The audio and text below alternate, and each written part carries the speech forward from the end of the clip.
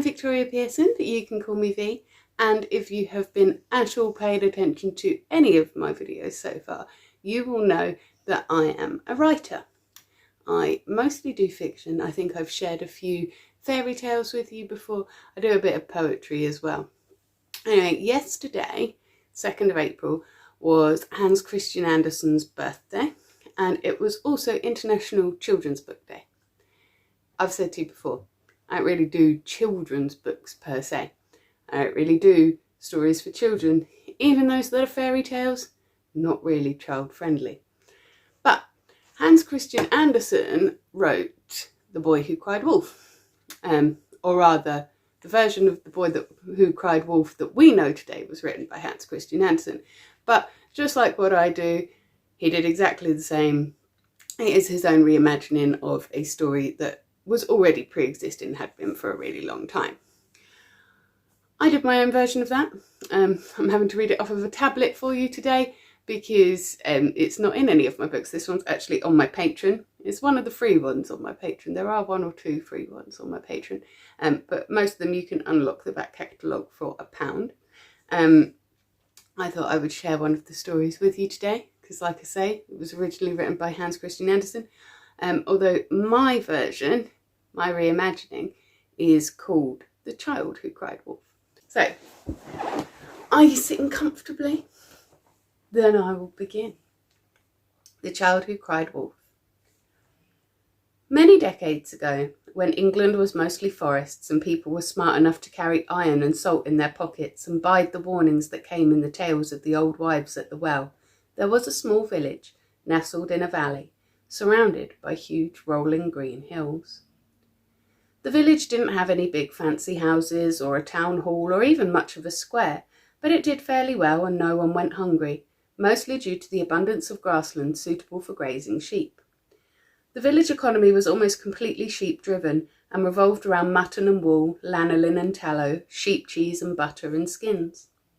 Most of the buildings were of wooden wattle and daub, but the grandest buildings were the stone church, the blacksmiths, because a flammable blacksmith does not last long, and the schoolhouse, where the village children were taught the basics of weaving, shearing, butter churning, and their basic letters and numbers to help with counting the sheep and selling them at the market in the spring.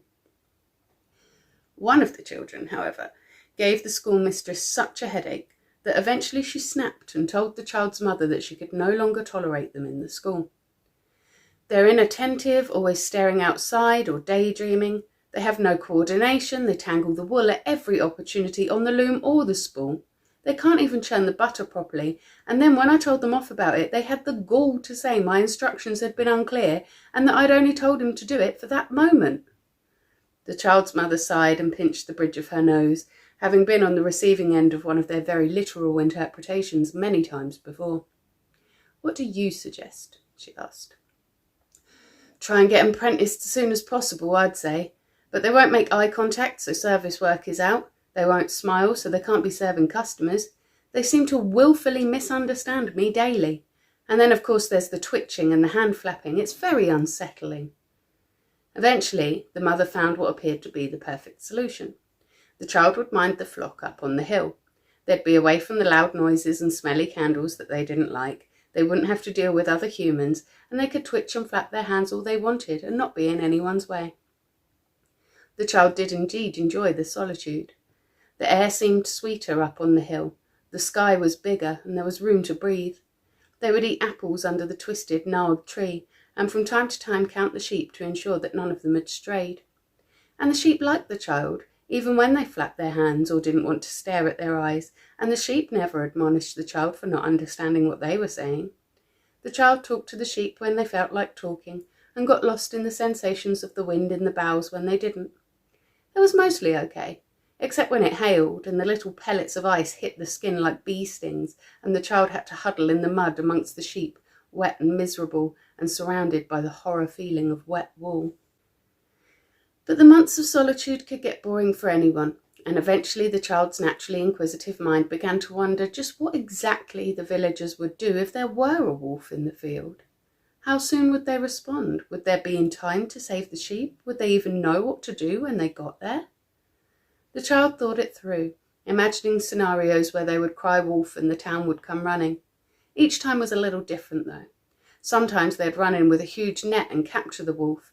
Sometimes they'd run in with noisemakers to scare it away, and sometimes they'd come with bows and swords to hunt it down. One day curiosity built so high that the child just had to know, and on impulse they decided to find out. "Wolf!" they cried tentatively, and then more strongly, "Wolf! Wolf! There's a wolf!" The village people ran up the hill, brandishing pitchforks and scythes and bars of iron, ready to do war on the wolf. Their ferocity scared the child, shocking them into a tear-stained silence. The villagers seemed disappointed that their bloodlust wouldn't be satisfied, and grew angrier and angrier with the child, demanding an explanation. But the harder the child fought to find words, the harder it became to find them, and with everyone shouting at once, they didn't know who to answer first, and it all became so overwhelming that they found they couldn't speak at all. Eventually the villagers left in disgust, and the child's mother scolded them severely for days on end, berating them over and over again. Months passed and winter was waning. It was early morning and the child was squatting under the tree, wrapped in a wool blanket against the cold. The sheep stood about in the field, seeming as miserable as them. The child had decided, all those months ago, that they would never call out that there was a wolf again, even if there was one, because the ugly, snarling bloodthirstiness of the villagers' faces when they'd come to find the wolf before had shaken them to the core. But when they caught sight of one out of the corner of their eye, watching them intently from the edge of the field, a primal instinct made them shriek out in fear, "Wolf! Wolf! There's a wolf! Please, there's a wolf!" The child's shrill cry made the wolf startle and bolt, and by the time the villagers reached the field, it was long gone. Of course the villagers didn't believe a word of it, and this time the child's mother gave them a sound thrashing for lying. It was several weeks before the child saw the wolf again. This time they were ready. They threw the wolf a piece of cold mutton. It sniffed at it and then screwed up its muzzle in distaste. The child's heart sank. If only they could get the wolf to stay long enough for the villagers to see it was real. It was so unjust to be punished for lying when they'd told the truth. "Wolf!" the child cried, throwing more meat. "Really and truly, please come! Wolf! Wolf!" And the villagers ignored the child's cries, thinking they were just playing pranks again. But when the child didn't come down from the hill at their usual time, their mother began to worry and went looking for them. She found only an empty field, full of wolf paw prints, and she fell into the mud and wept her heart out for her lost little one. This much of the story we know. But contrary to the beliefs of the villagers, the boy was not eaten by the wolf. Wolves won't eat human, even under extreme circumstances, for their religion forbids eating such unclean animals. The wolf approached the child slowly and settled himself, regarding them intently. The child could only stare, open-mouthed, barely breathing. "Why do you keep calling me, pup?" asked the wolf.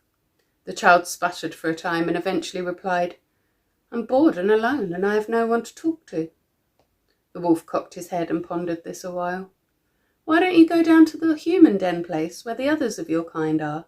The wolf gestured with his nose to the village far below. "They don't like me much. They make me come out here to guard the flock so they don't have to deal with me." "Guard the flock from what?" "From you. You'd eat all our sheep if we left them alone." "All? I?" The wolf snorted indignantly. "That isn't the way of the wolf. That's the way of the human. We never take more than a flock can sustain. We eat only the old or the sick or the lame. It's humans that take more than they need, not wolves." The child considered this, finding it difficult to disagree with. "Besides, I don't even like mutton," the wolf continued. "Me neither," the child said. "Mother only ever makes boiled mutton stew. I hate it. There's deer beyond the hills, wild boar too, and hares, beavers, fish, all kinds of birds. You don't have to eat sheep meat. This is a bountiful land." "I wouldn't know how to catch any of that stuff," the child said.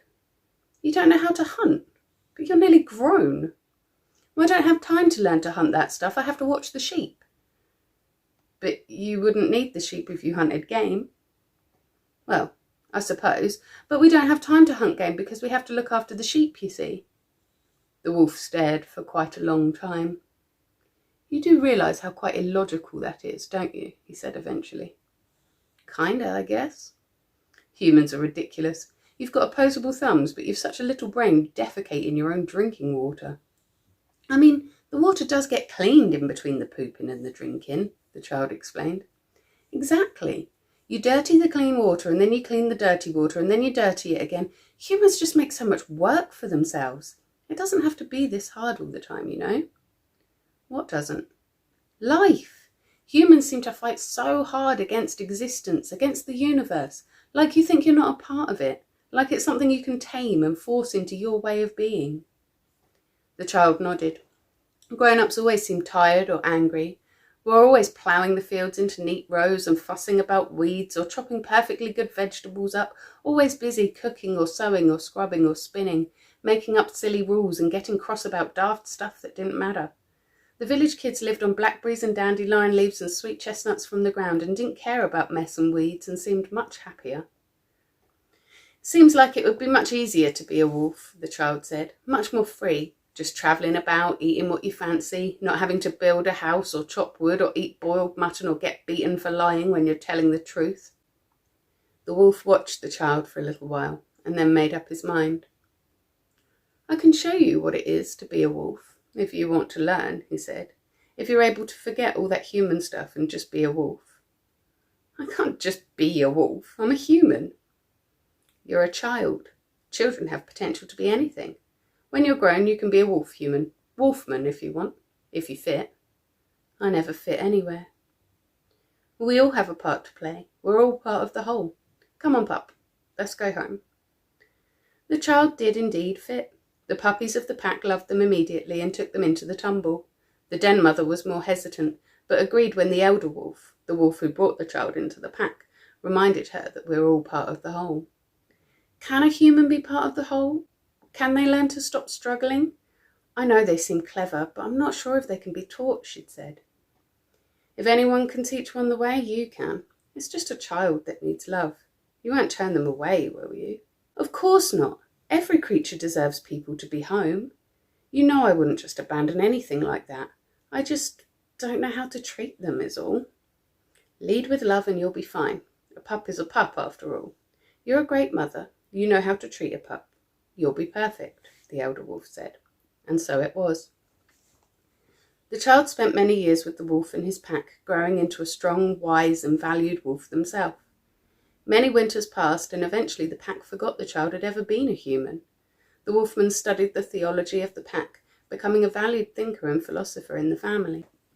The wolves ate, slept, worked, played, and prayed together as one pack, part of one earth, one universe, and they felt whole. They travelled far, for their pack had a huge territory, roaming woodlands and mountains, wetlands and meadows.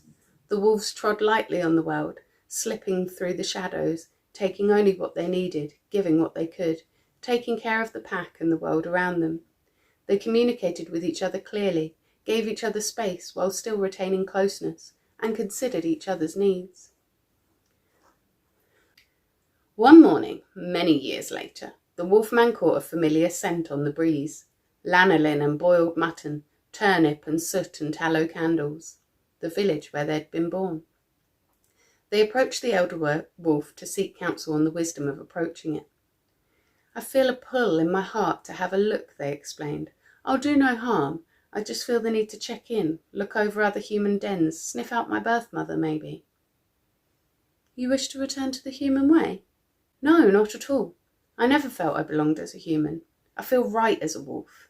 I just want to look on it with new eyes, you know?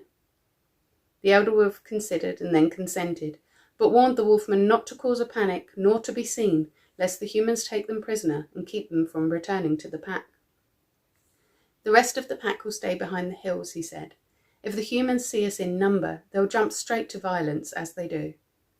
The wolfmen approached the old sheep field above the village, on their belly, wriggling through the long grass. The gnarled old apple tree was still there, spreading out its twisted shadow in the morning sun. Where they themselves used to sit, there was a new child, half watching the sheep, half concentrating on the little wooden object they were carving with a small penknife. The wolfman felt saddened that the humans had abandoned another child on the hill, despite losing one there before. They watched for a time, feeling a strange kind of kindred with the human. Some sixth sense made the child look up, turning and locking eyes with the wolfman almost straight away. there was a sudden sharp stink of fear. "Wolf! Wolf! There's a wolf!" the child cried. The wolfmen looked around them, expecting their packmates, but they were nowhere to be seen. The child was yelling at them. "Wolf! Wolf!" the child cried, looking terrified as they clutched their penknife in their fist. The wolfman was saddened further that they had caused such fear in one so young. They turned and loped back away through the grass, over the hill, back to their pack, back where they belonged. Back in the sheep field, the villagers admonished the child for lying about seeing a wolf, and told them the story of another little one years ago who had told such a lie and had been eaten all the way up. The wolves told their story to the pups too, but the moral was a different one. We must guard our actions, for we become what we repeatedly do. That's why the child saw the wolfmen for what they really were, a wolf. And the pack moved on, going where the wind whispered, howling in devotion to the moon, and hunting for anything but mutton. I really hope that you enjoyed that story. It is one that I wrote just for my patron. I don't just do fairy tale adaptations, and in a few weeks' time I'll read you a totally different type of story. But if you like fairy tale adaptations, I do have a couple in my books as well, or you can find them on patreon.com/VSPearson85. Join me on Monday for my next longer vlog. I am not quite sure what I'm talking about. That's becoming a pattern, isn't it? But I think it will be about improving your inner dialogue and stopping negative self-talk, because that is a way that we really do sabotage ourselves. If you can't wait until then to see me again, I do understand. I am pretty awesome. But I will be here every single morning in your shorts doing my daily gratitude vlog, letting you know what I'm grateful for and starting my day off right with a great big deep breath. I really love to do that. It makes me feel really emotionally regulated, and I'm loving that you guys are starting to join in. Let me know what you're grateful for. Take deep breaths as well. It's brilliant to me. I will be checking in every Tuesday, assuming I haven't killed him yet, with Dave, the terrarium. He's looking very good at the moment. I'm probably going to have to prune him again soon. Okay, until then, you have yourself a magical week.